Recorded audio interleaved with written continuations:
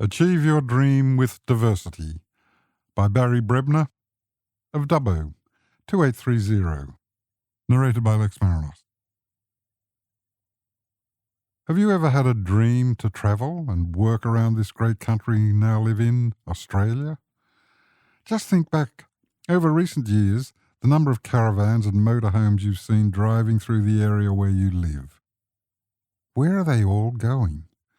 Well, many of them are travelling Australia, filling the 500,000 jobs that occur each year across the nation. The diversity of jobs is truly unbelievable, suiting all age groups and providing a wide range of occupations and working conditions.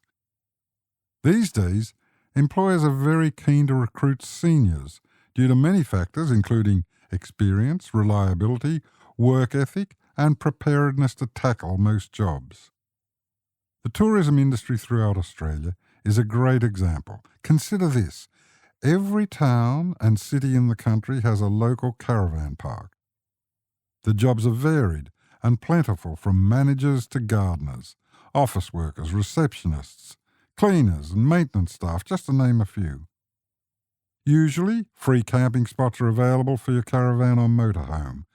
Some people have travelled Australia for years doing this type of work, and in fact have called Australia their home. Below are true stories. A married couple were leading a very hectic lifestyle, both running their own business and not enjoying life as much as they would have liked. It was a bit like ships passing in the night. One morning it all changed when they discussed the enjoyable time they had on a caravanning holiday, and they decided to hit the road and travel and work around Australia. Their first stop was Stanthorpe, where they both worked on the grape harvest, with the next stop Batlow in the Snowy Mountains region of New South Wales, where they both worked in a fruit packing shed, doing shift work due to the higher wages. Then it was Mornington in Victoria, working on a cattle stud farm. This couple travelled Australia for many years and worked in all Australian states. A mother, raising 2 daughters on her own, had to wait until the children were independent before she could obtain a camper van and follow her road to a dream. First stop, St George in Queensland, where within a day or two was harvesting grapes at a local farm. Then it was Mildura for the grape harvest, as well as McLaren Vale in South Australia. From there it was Oodnadatta, where, booking into the local caravan park, she was advised of the staff shortages at the iconic Pink Roadhouse, and soon started work. It was here she had her first dealings with Indigenous Australians and learned a lot from this experience.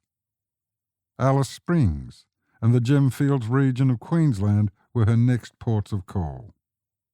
After 30 years, a couple who ran a veterinary clinic treating a wide variety of animals such as dogs, cats, cattle, horses, deer, alpaca, Angora goats and poultry, and becoming a little jaded, decided it was time to hit the road and follow their dream. They did. Leaving eastern Queensland, they headed west and worked on station properties, and also did some locum work as they travelled and visited many places across northern Australia. Another couple had 2 young children when they decided to follow their dream. The places they worked over several years were considerable, and they never had difficulty finding work. He was a master in agricultural equipment, and she was a nurse. The most interesting aspect of their story was the development of their children and the use of the School of Distant Education. Both parents were involved in this aspect, as both worked at different times. Being a qualified nurse, she was keenly sought after worker. The children's education was something special due to what they learnt as they travelled. Things like Australian geography, Indigenous culture, communication aspects, just to name a few. With 500,000 seasonal jobs occurring each year for people wishing to follow their dream, we need to look at some of the industries and locations around Australia. Workers in the hospitality industries are required across the nation. Places like Airlie Beach, the Gold Coast, Hervey Bay and Cairns in Queensland, Ballina, Bateman's Bay, the Snowy Mountains, Manly and Tamworth in New South Wales, Apollo Bay, Lorne and Warrnambool in Victoria, Kangaroo Island, the Fleurieu region in South Australia, Broome, Margaret River, Perth and Kununurra in Western Australia, Alice Springs and Katherine in the Northern Territory, as well as Devonport, Hobart and Launceston in Tasmania. The fruit and vegetable industries are always seeking workers for harvesting and packing shed work. Some of the locations include Atherton, Emerald, Gayndah, Stanthorpe, Tully and Yeppoon in Queensland. In New South Wales we see locations such as Bathurst, Bilpin, Coffs Harbour, Young and Tumut, while Victoria has Bright, Mildura, Robinvale, Shepparton, Swan Hill and Yarra Valley. South Australia has Berry, Loxton, Renmark, Waikerie and the Adelaide Hills, while WA and the NT have Denmark, Donnybrook, Esperance, Manjimup, Margaret River and Darwin, Katherine and Tea Tree respectively. Don't forget Tasmania, where places like Huon Valley, Launceston, New Norfolk and Ulverston also seek workers.